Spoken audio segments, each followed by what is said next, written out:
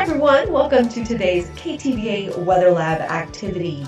Today we're going to be learning about different types of precipitation. The type of precipitation we see depends on the temperature of the air.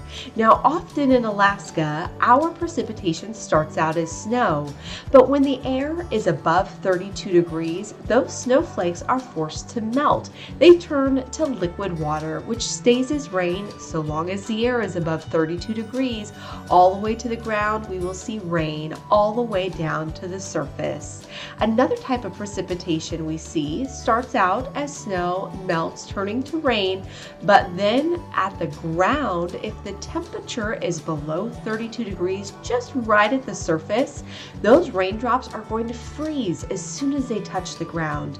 This is called freezing rain. It's what creates that thin layer of ice, even when we're seeing liquid rain falling from the sky. Another type of precipitation needs both cold air and warm air. So if it's raining, but there's a layer of cold air between that warm air and the ground, those raindrops are going to freeze as they fall. So we need a thicker layer of cold air than freezing rain.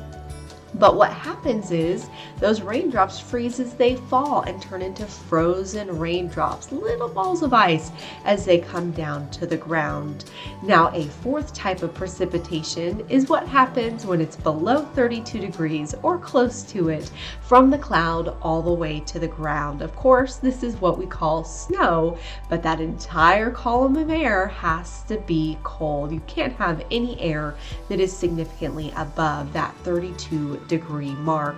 Now, another way you can look at this is by looking at how much warm air do you have and how much cold air do you have.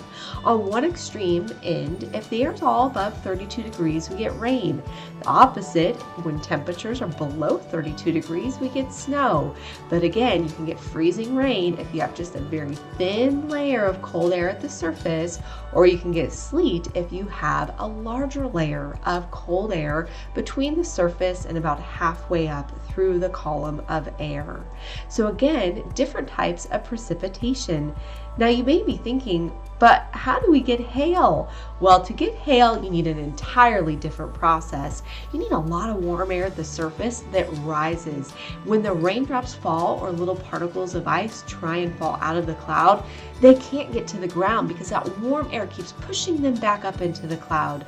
They bounce around inside the cloud until they get so heavy that they can't stay in there anymore, and they fall down as hail. That is a fifth type of precipitation we get that typically needs warm air, but again, you need a lot of warm rising air in order to get that hail. So there is 5 different types of precipitation.